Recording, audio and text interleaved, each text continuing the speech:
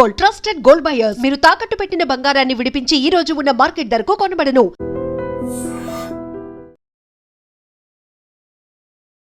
నమస్తే, welcome to I dream.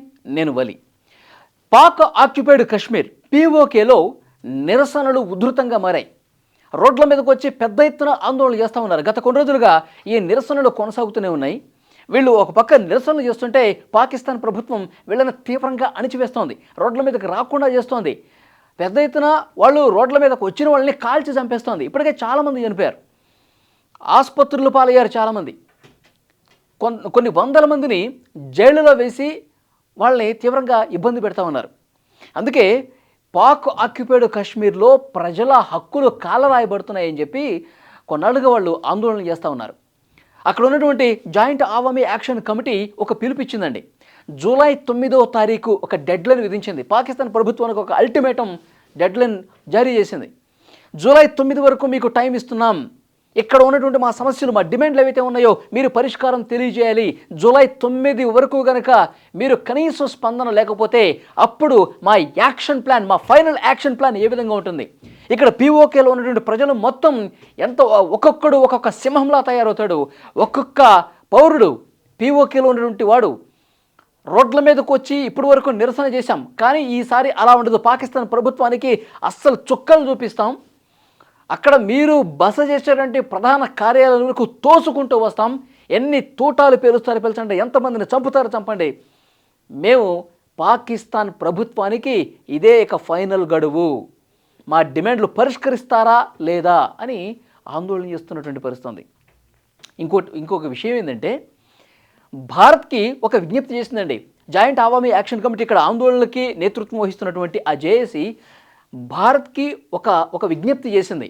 ఇక్కడ పూర్తిగా ప్రజాస్వామ్యం కావచ్చు, ఇక్కడ పూర్తిగా ఇక్కడ నిరసనలు చేస్తున్న వారిని అణిచివేస్తున్నారు, చంపేస్తూ ఉన్నారు.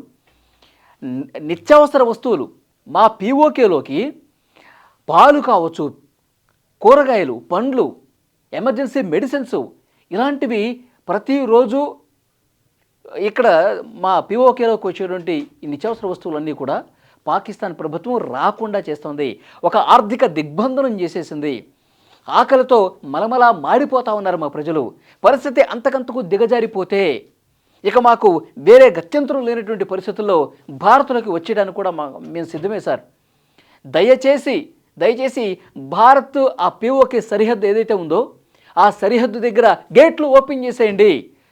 పరిస్థితులు శృతిమించిపోతే, వీళ్ళు తూటాలు పేల్చి జనాల్ని చంపేస్తుంటే, కనీసం తినడానికి తిండి, తాగడానికి వాటర్ లేనటువంటి పరిస్థితులు ఉంటే కనుక మేము భారత్ వచ్చేస్తాం, ఆ సరిహద్దు దగ్గర ఉన్నటువంటి ఆ గేట్లన్నీ కూడా ఓపెన్ చేసేయండి, మమ్మల్ని లోపలికి రానివ్వండి ఆ పరిస్థితి వస్తే అని చెప్పి రెండు చేతులు జోడించి మొక్కుతున్నటువంటి పరిస్థితి.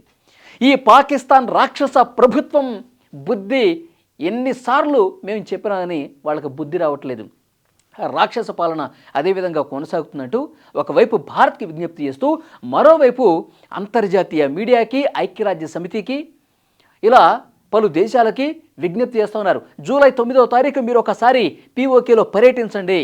పాక్ ఆక్యుపైడ్ కశ్మీర్ ఏదైతే ఉందో ఇక్కడికి ఒకసారి వచ్చి మా పరిస్థితులు చూడండి, మేము ఎంత ఇబ్బంది పడుతున్నాం చూడండి, పాకిస్తాన్ ప్రభుత్వం మమ్మల్ని ఏ విధంగా అణిచివేస్తున్నాం చూడండి, ఇక్కడ మా పౌరులు తినడానికి తిండి, తాగడానికి వాటరు, చిన్నపిల్లలకి పాలు లేకుండా ఏ విధంగా అలమటించిపోతున్నారు, ఒక్కసారి ఇక్కడ వచ్చి వాస్తవ పరిస్థితులు చూడండి.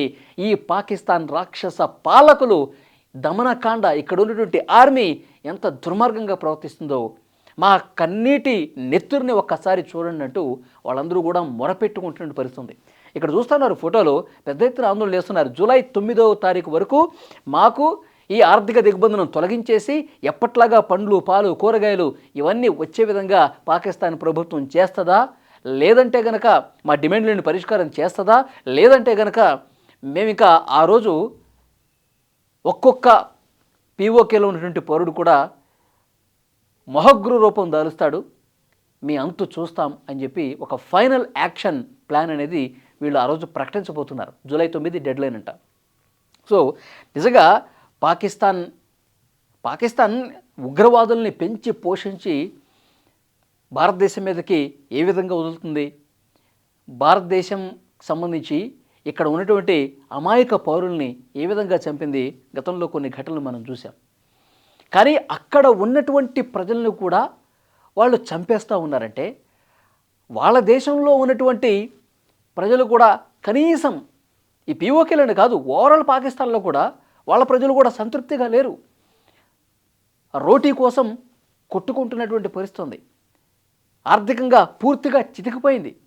ఎందుకు? పాలకులు చేస్తున్నటువంటి నిర్వాకం, పాలకులకు సరైనటువంటి ప్లానింగ్ లేకపోవటం, పాలకులకు సరైనటువంటి దూరదృష్టి లేకపోవటం, ఎప్పుడు యుద్ధాలు, గన్లు, బాంబులు, వీటి మీద ఉగ్రవాదుల్ని పెంచి పోషించడం, దీని మీద పెట్టిన శ్రద్ధ దేశం మీద పెట్టలేదు, ఆర్థిక అభివృద్ధి మీద పెట్టలేదు, దేశాభివృద్ధి మీద పెట్టలేదు. ప్రజలకి ఒక మంచి జీవితం ఇవ్వాలి, ప్రజలు వాళ్ళ కాళ్ళ మీద వాళ్ళు నిలబడి సంపాదించుకొని మంచిగా చదువుకొని అలాంటి మౌలిక వసతుల మీద వాళ్ళు దృష్టి పెట్టలేదు. సో ఇది క్లియర్గా అన్ని దేశాలు కూడా అబ్జర్వ్ చేస్తూ ఉన్నాయి. సో డెఫినెట్గా జూలై 9వ తారీఖు పాక్ ఆక్యుపైడ్ కాశ్మీర్ ఏదైతే అక్కడ జాయింట్ యాక్షన్ కమిటీ పెట్టినటువంటి ఆ డిమాండు చాలా సహేతుకమైనటువంటి డిమాండ్లు. ప్రజలు చాలా ఇబ్బంది పడుతూ ఉన్నారు.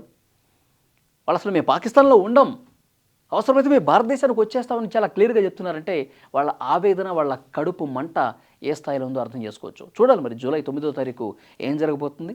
ఐక్యరాజ్య సమితిని, అంతర్జాతీయ మీడియాని, పలు దేశాల ప్రతినిధులను కూడా వాళ్ళు ఆహ్వానించారు. సో ఆ రోజు ఏం జరగబోతుంది? ఒకవేళ పాకిస్తాన్ ఎప్పట్లాగే వీళ్ళ డిమాండ్లను పక్కన పెట్టేస్తే ఏం జరగబోతున్నది కూడా చూడాలి. ఈ వీడియో మీద మీ అభిప్రాయం కూడా చెప్పండి.